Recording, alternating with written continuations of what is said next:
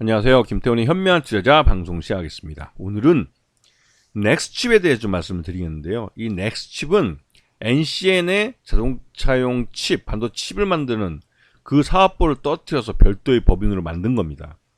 그래서 NCN이 모회사고 이 넥스칩이 자회사 형태로 해서 지금 두 회사 다 상장을 유지하고 있죠. 특히나 이 넥스칩은 ISP 기술을 갖고 이게 주력 사업입니다. 차량용 ISP 기술을 갖고 있고 이게 주력 사업인데 여기서 그 가장 많은 매출을 발생시키고 있죠. 그리고 이 NCN의 2대 주주는 SK 시그넷이라고 SK그룹 계열사입니다. 자, 넥스칩은 ISP 사업이라는 것과 AHD 사업, 그 다음에 ADAS and SoC 이쪽 사업을 하고 있고 이 사업에는 ARM이라는 영국계 반도체 설계 회사 이 회사가 들어가 있는데요. 이 회사가 이제 센싱이나 뷰잉 같은 여기서 이제 이 반도체 칩이 영상을 처리해주는, 그러니까 아날로그 세상에서 받아들인 영상을 디지털로 전환을 해서 디지털 기기가 이해할 수 있도록 만들어주는 기술을 넥스칩이 갖고 있습니다. 이건 대단한 기술이에요. 우리가 눈으로 보고 있는 그 세상은 아날로그 세상입니다. 하지만 우리가 쓰고 있는 디지털 기계들이죠. 기계들이 이해하는 건 디지털 세상이에요. 그러면 아날로그 세상을 디지털 세상으로 바꿔주는 게 필요합니다. 그런 기술을 이 넥스칩이 갖고 있는 ISP 칩이 그런 일을 해준다는 거죠. 그리고 AHD 같은 경우는 르네사스나 아날로그 디바이스라는 이런 자동차 전문 반도체 업체들이 많이 하고 있는 건데 이 아날로그 장거리 영상 반도체를 디지털 방식 기반으로 LVDS라는 대체 기능을 수행하는 거죠. 이게 넥스칩이 결국은 자동차용 반도체로서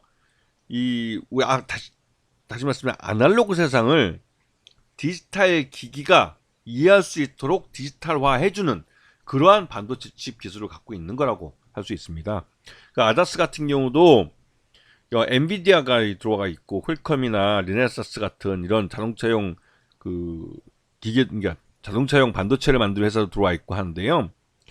이 넥스칩이 그 아다스는 전형적인 그 자동차에서 안전운행, 그러면서도 이게 반자율주행, 아직까지는 반자율주행이죠. 사람이 이제 그 관여하고 있는 그 정도 수준에서의 어느 정도 한 2단계 내지는 2단계 정도의 그 자율주행 기술에는 꼭 필요한 기술이긴 한데 이거는 많이 상용화됐습니다. 아다스 같은 경우는 이미 사용하고 있고 그 우리가 길거리에서도 많이 보고 있고 고급차일수록 카메라가 많이 들어있어 스크린이 많은데 그 스크린에 표시되는 다양한 외부 자동차 외부의 환경을 그 디지털 카메라로 찍어서 그 디지털 화면을 띄워주는 그게 이제 아다스라고 볼 수 있죠. 그러면서 자연스럽게 주변 자동차들과 안전거리를 유지하고 그런 사고를 예방하기 위한 다양한 기능을 수행하는 것을 아다스라고 하는데요. 여기에는 엔비디아나 르네사스, 그다음에 퀄컴 같은 반도체 업체들이 들어와 있고 이 반도체 업체들과 함께 이 넥스칩이 이런 같은 기술을 도입을 해서 같이 한 칩에 넣어서 판매되고 있죠. 그만큼 이 넥스칩의 주력 사업은 ISP라는 것으로 이 아날로그 세상을 디지털 데이터 신호로 전환해주는 그러한 기술을 반도체를 갖고 있는 반도체에서 그런 일을 해주는 그런 기술, 영상을 처리해주는 기술이 대단한 거죠. 그래서 이 우리 자동차들이 점점 발전하면서 프론트 카메라, 리어 카메라, 뭐 다양한 서라운드 뷰 카메라, 자동차 하나 안에 카메라가 9개에서 12개가 들어갑니다.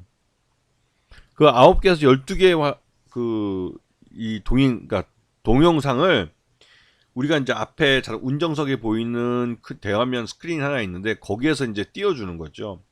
그러면서 우리가 직접 인간이 눈으로 보면서 운전할 필요 없이 이 자동차, 전기차나 그 자율주행차 스스로가 이런 외부 데이터를 받아들이는 것들을 이제 디지털 신호화해서 디지털 데이터화해서 이제 이 자동차가 알아듣고 지가 혼자서 이제 자율주행해 가는 거죠. 그래서 이 넥스칩이 갖고 있는 기술은 이 자율주행 자동차에서 굉장히 중요하고 꼭 필요한 기술입니다. 그래서 지금 그 현대차와 기아와 넥스칩은 같이 이제 파트너십으로 사업을 하고 있는데, 이 지금 보시게 되면 국내 현대차와 기아차 모델에 단계적으로 넥스칩의 ISP가 적용된다고 그러는 것은 이게 굉장히 비싼 기술이에요. 나름 이게 자동차에 포함이 되면 자동차 값을 한 100만 원, 200만 원 끌어올려 버리는 기술입니다. 그러다 보니 모든 차량에 다 집어넣기는 어려워요. 그래서 고급 세단, 그다음에 고급 SUV, 고급차 위주로 먼저 이러한 기술들이 적용이 되고 있습니다. 그러면서 이게 이제 그 적용되는 자동차가 많아지면 그만큼 가격이 다운되기 때문에 점점 범용화 기술로 돼가고 있는 과정이기도 하죠. 그리고 그 넥스칩의 파트너 회사들은 소니나 삼성전자 또 옴니비전 이런 그 기존의 이런 다양한 그 반도체 칩을 만드는 회사들과 같이 사업을 하고 있죠. 자, 그래서 지난해 3분기까지 기준으로 봤을 때 ISP가 전체 매출액의 74%, 그다음에 AHD가 21%를 차지하고 있고, 아다스 SOC는 뭐 매출을 일으키지 않고 있어서 이거는 다른데 기술을 접목해서 판매하기 때문에 매출 자체가 바로 찍히지 않을 겁니다. 자, 하여튼 이 ISP와 HD 이게 전체 매출액의 대부분을 차지하고 있어요. 자, 그리고 지난해 그 2023년 잠정 실적 기준으로 봤을 때 전체 매출액은 규모는 늘었지만 영업 손실도 물론 예전보다 좀 많이 줄었죠. 그리고 단기 순이익도 많이 좀 이건 더 늘어났습니다. 이렇게 된 이유가 전환사채의 주식 전환에 의한 전환사채 발행에 따른 영업외 손실이 발생한 부분이 있고, 그런 것들이 이제 이 단기 순손실로 나왔는데, 이게 매출액보다도 훨씬 큰 거에 좀 이상하다고 생각이 드셨을 거예요. 왜냐면 아직까지는 이 넥스칩이 하는 사업 자체가 규모의 시장을 단서하지 못했기 때문에 이 매출을 일으켜서 칩을 판다더라도 칩 자체가 그렇게 고가 제품이 아니고 범용으로 많은 그 디지털 기기에 이 반도체 칩이 적용되는 것도 아닙니다. 아주 특별하게 아주 소수의, 그러니까 막 바이오로 치면 그 희귀의약품 같은 거죠. 그만큼 우리 자동차들에서 많이 쓰이고 있는 그런 반도체 칩이 아니기 때문에 규모의 경제를 아직까지 달성하지 못하고 있는 상황이에요. 자, 이 회사의 최대 주주는 NCN이라고 말씀드렸습니다. 그쪽이 이제 45%를 갖고 있고, 2대 주주로 SK 시그넷이 6.95%를 갖고 있어요. 예, SK 시그넷이 갖고 있기 때문에 SK 그룹에서도 이 그러니까 NCN이랑 이 넥스칩에 대해서 관심이 있다고 볼 수도 있겠죠. 그리고 무엇보다도 현대차 그룹과 관계 맺고 이제 직접 사업을 하기 때문에 이 넥스칩이 뭐 SK 하이닉스나 이런 쪽에 넘어가는 게 뭐 그렇게 달가울 리는 없죠, 현대차 입장에서는. 그래서 이 NCN이 넥스칩을 판다고 한다면 현대차 그룹이 가장 먼저 인수할 가능성이 큽니다. 자, 그리고 NCN의 여러 회사들을 보시게 되면 넥스칩이 있고 그 브이다스라는 이 회사는 결국은 넥스칩에 아예 합병이 되어버렸습니다. 합병이 되어버렸고, 그다음에 MCBIT라는 바이오 업체는 그 작년에 처음으로 이제 이 수익을 낼 수 있는 아이템을 그 식약처에서 허가를 받았죠. 그래서 이제 지열제를 보유하게 됐고, 그 보유한 지열제를 이제 매출을 일으키려고 이제 영업을 하고 있는 그런 상황으로 알려졌습니다. 자, 그래서 이 넥스칩 이게 그 넥스칩이 그 어떻게 보니까 이게 NCN이 갖고 있는 가장 그 비싸게 팔아먹을 수 있는 자회사이기도 합니다. 자, 그래서 이 넥스칩이 지난해 뭐 6,400원부터 해서 많이 올라서 21,800원까지 상승하기도 했는데, 이렇게 가격이 급등하게 된 것은 현대차가 80km 시내 주행 속도 80km에 그 3단계 자율주행을 그 G90이나 같은 고급차에 적용을 해서 아예 상용화하겠다라고 발표를 작년 연말까지 하겠다라고 발표했다가 결국 실패했습니다. 실패해서 결국은 이게 해를 넘겨서 현대차가 실패했다고 했을 때 이 실망 매물이 이렇게 쏟아져 버린 거죠. 왜냐면 이게 상용화한다고 그러면 반드시 거기에 이제 넥스칩에 들어갑니다.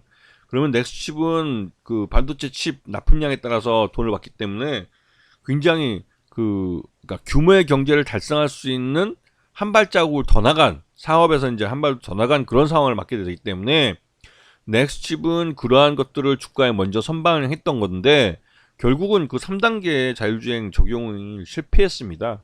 현대차가. 그러면서 이제 그 실망 매물로 1월 달에 주가가 이렇게 많이 급락을 했죠. 그리고 조만간에 현대차는 무엇이됐든 올해 안에는 다시 또 3단계 자율주행을 다시 재개하겠다고 나서고 있습니다. 그래서 주가가 이제 하락을 하다가 12,000원대부터 이제 반등이 좀 나오기 시작하는 거죠. 이거는 현대차가 무엇이됐든 간에 3단계 자율주행을 조기에 그 상용하기 위해서 무슨 짓을 할 거고 그 무슨 짓 속에는 M&A도 들어가는 겁니다. 그 실제로 이 현대차 정의선 회장이 3단계 자율주행을 하겠다고 했다가 실패하고 나서 관련된 연구 조직들을 대대적으로 그 물갈이했다는 말이 있습니다. 그리고 자체적으로 개발을 못할 경우에는 M&A를 할 수밖에 없습니다. 그런데 현대차는 그 M&A를 할 능력도 돈도 있다는 것이죠. 그렇기 때문에 넥스칩 같은 경우는 현대차가 자율주행차로 가는 데 있어서 반드시 필요한 기술을 갖고 있는 회사이기 때문에 인수할 가능성도 있는 것이죠. 그리고 이대주주로 SK 시그넷이 들어와 있기 때문에 SK 하이닉스 쪽도 자동차용 반도체 시장에 진출하기 위해서는 넥스칩이 필요하기도 합니다.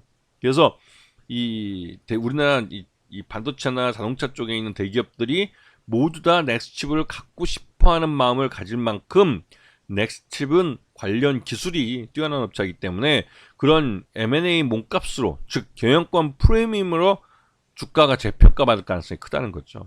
그런 면을 넥스칩은 잘 보셔야 되는 겁니다. 앞에서 적자 기업이긴 하지만 이 회사가 보유하고 있는 기술은 현대차나 SK하이닉스 같은 대기업들이 인수를 하면 순식간에 흑자로 돌려놓을 수 있는 그런 기술이라는 거죠. 아시겠죠?